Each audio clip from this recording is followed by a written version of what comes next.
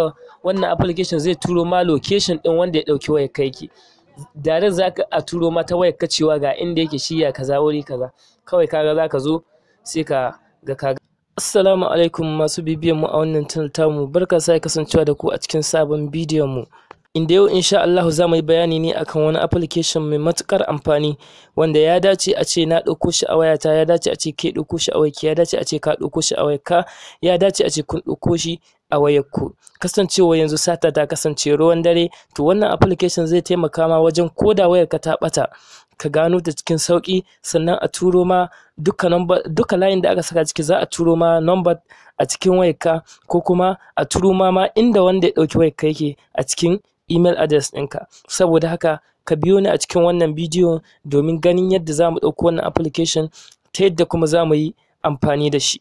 Kasancewar wannan application yana da matuƙar sauƙi sosai, baya da wahala kamar yadda waɗanda sauran application suke da su. Kawai cikin sauƙi za ka gano inda wanda ya ɗauki wayarka yake cikin hanya mafi sauƙi ta hanyar amfani da map da kuma amfani da location. Saboda haka ku kasance da mu a cikin wannan bidiyon domin ganin ta yadda za mu ɗauko wannan application kuma ku yi amfani da shi. Amma kada ku manta da channel ɗin Hikima and Fasaha TV, channel ɗin take shiga ta fito ta zakulo muku hanyoyin samun kuɗi online mafi sauƙi da kuma yadda zaka sarrafa wayar Android, haka kuma yadda zaka ƙirƙira abubuwa da dama online. Saboda haka idan wannan shine farkon zuwanka a wannan channel tamu, ka daure kai ƙasa ka danna mana alamar subscribe, sa'annan kai share kai likes zuwa ga 'yan uwa da abokan arziki. Mun gode. Ku biyo mu a cikin bidiyon. Application ɗin za mu yi amfani da shi shine za ka shiga Play Store. Kana shiga Play Store sai ka rubuta mobile tracker for Android. Kana rubuta mobile tracker for Android za ka gan shi ya fito kamar haka, sai ka yi downloading ɗin shi. To ni na riga na yi downloading ɗin shi, saboda haka sai in zo in yi open. Yanzu kun ga na buɗe. Kana buɗewa kai da kake farkon zuwan shi zai nuno ma cewa kai setting ɗin mobile number ɗinka ko email address, sa'annan ka sa password. To ni na riga na yi wannan, saboda haka ni zan yi sai in zo in yi login. Ina danna login sai in sa password ɗina zai buɗe min. Saboda tsaro kaga shi wannan password gare shi. Gashi ya ce login success, to na riga na shiga. Abin da zan yi shine sai in zo nan wannan zaɓin na farko na ɗaya sai in danna shi.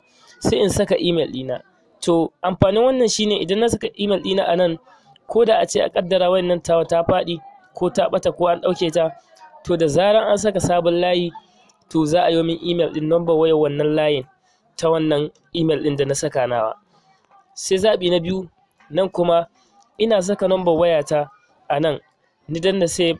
To ko da a ce wayata Allah ya kaddare ta faɗi ko ta ɓata, to wannan wayar taka ana saka wani layi ciki, to za a yi ma saƙo a ce ma an saka layi kaza cikin wayar ka, kaga za ka iya yin tracking na wannan wayar. Sai zaɓi na biyu, location ɗin da nake yanzu, idan na shiga nan na danna na buɗe location ɗina misali yawwa gashi na buɗe location ɗina. To idan na buɗe location ɗina na koma a can cikin wannan application ɗin, to nan take zai yi searching ɗin wurin da nake. Gashi nan kun ga nan wurin ya rubuto har suna hanyar da kake da garin da kake da ƙasar da kake zai rubuto ma nan. To idan kuma a map kake son ka nuno, ko kuma ƙila an turo ma saƙo a wayar taka amma baka san ta ina za ka je ka ganta ba, ko ka kama wanda ya ɗauke ma waya ko ka je ka karɓo. Da za ka zo nan kana dannawa a nan inda find location, gashi nan kana dannawa.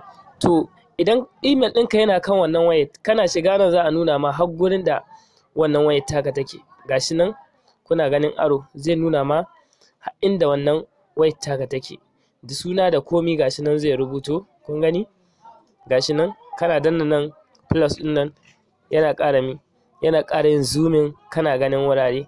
Gashi nan kana ƙara yi zai yi.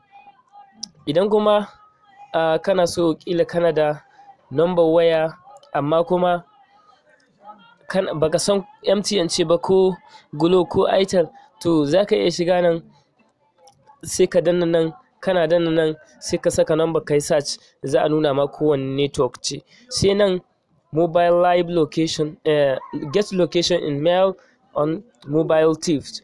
Wato wannan zaɓin idan ka shiga ka cike shi ka saka email ɗinka ka danna wannan accept ɗin ka rufe, to wannan ko da an ɗauke ma waya ba ma sai ka yi wahala finding location ba, kawai ta email ɗinka wannan application zai turo ma location ɗin wanda ya ɗauki wayar ka yake.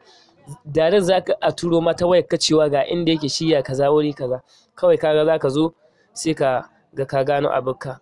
Ga sunan zaɓuka da yawa, waɗannan dai ba za mu samu damar yin bayanin su gaba ɗaya ba, amma a application na gaba da za mu yi bayani wanda ya danganci na tracking ɗin waya, za mu yi bayanin wani application mai matuƙar muhimmanci wanda shi hatta a shagon sayarwa aka kaita, idan an kaita shagon sayarwa to zai gaya ma ya ce ma wai ka an kaita shago kaza wurin sai so za a je a sayar da ita, kaga sai ka zo ka karɓi abinka, ko kuma ya ce ma a gashi nan yana zuwa wuri kaza, ko kuma zai dai kawo ma bayani sosai da sosai. Sannan satellite ɗin shiga gida nan kana gani da gina da komi da hanya practically, wato ba kamar wannan ba. Wannan zai nuno ma gida, ginoni ga sunan, hanya da ka sani da suna da komi zai nuno ma location irin wannan.